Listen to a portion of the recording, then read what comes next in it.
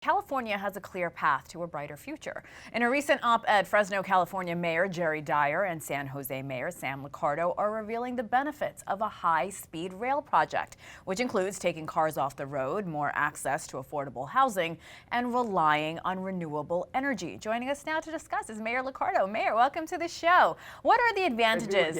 Of course. What are the advantages of this high-speed rail?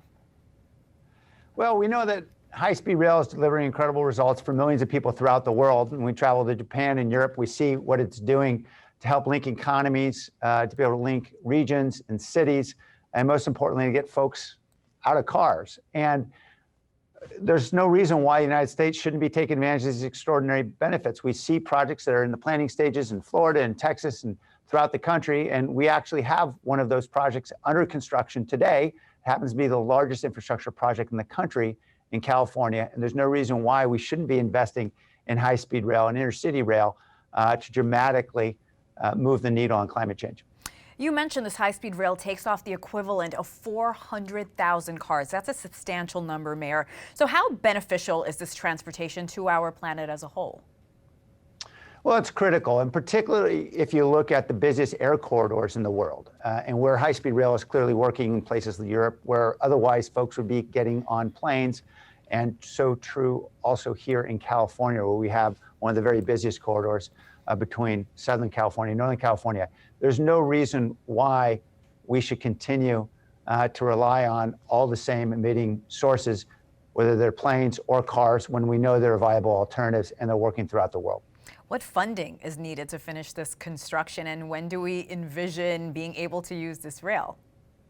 Well, billions of dollars are already allocated from way back when. Remember the ARA funds when President Obama was in office, and California actually voted to tax ourselves to be able to pay for high-speed rail. But we need federal money now to keep the project going. We've got a rail line under construction in the Central Valley, and we need to connect the affordable housing in the Central Valley to all the jobs in Silicon Valley. And to do that, it's going to take about $13 or $14 billion to get that link complete, which will be critically important for a lot of folks in the Central Valley to be able to lift their economies at the same time in the Bay Area, for us to get access to affordable housing. We think that's a good investment, and there are good investments like that around the country. But right now, in the infrastructure bill that's being proposed by the White House, which, by the way, we love President Biden for supporting a bold infrastructure package, but there's only $20 million in there for intercity rail of any kind. 39 billion, is allocated specifically to the Northeast corridor for rail, but only 20 billion to the rest of the country. We want to see that number get up so that throughout the country we can make these really transformational investments. Would you consider private sector getting involved for funding? Absolutely, and certainly there are opportunities to do just that right now. Florida, I know, is looking at what we call a P3 model to see private sector investment. What we think we know about high-speed rail and how it works is once you actually cover the capital costs, it can be operated at a profit, and we're seeing that in many countries throughout the world. You need obviously a lot of density in very large cities to make that work, but there's no reason why there's not an opportunity for a private-public partnership to be able to get high-speed rail built and operated. Mayor, do you think there's an urgency to find new ways to have people move around from different cities, from one city to another? Well, certainly. I mean, we all know the pandemic has left us at home for an awful long time, but there's going to be it already is a very big pent-up demand for folks to travel, to see loved ones that we've been separated from for a year and a half now. And we know for so many folks who are running businesses throughout the world, they need to reconnect with their workforces. This is just the reality of who we are. We're social human beings, and we're not eager to be confined to our own towns forever. So we know that it's going to take a while for the air industry probably to recover. In the meantime, let's get to work on building a rail industry that'll support that travel. You mentioned President Biden a moment ago. His infrastructure plan includes $621 billion towards transportation. What aspects do you really hope are prioritized and invested in, Mayor? Well, certainly we'd love to see the big investment proposed by the White House, and every mayor always has their own favorites.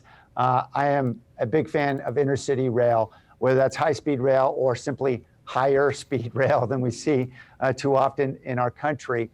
We've got major investments we'd love to make happen. For example, BART is a major subway system that connects to large cities here in the Bay Area.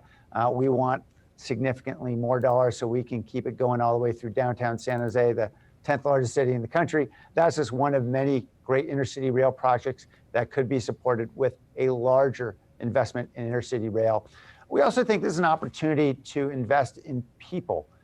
We know that the unemployment rate for young adults is twice that for the rest of the workforce, and particularly in low-income communities and cities like San Jose and throughout the country, the pandemic has hit hardest for our young folks in some struggling neighborhoods. And so that's why a couple dozen mayors throughout the country have signed on to a letter that we've sent to the White House saying, let's invest in a resilience corps. Let's have significant federal investment in a core of young people who can help us combat climate change and become more resilient for the pandemic. They could be doing all kinds of tasks, ranging from supporting vaccination to helping us plant trees and clear defensible space to protect ourselves from wildfires, a whole host of things that can protect us as we are unfortunately moving into this era of deepening climate change.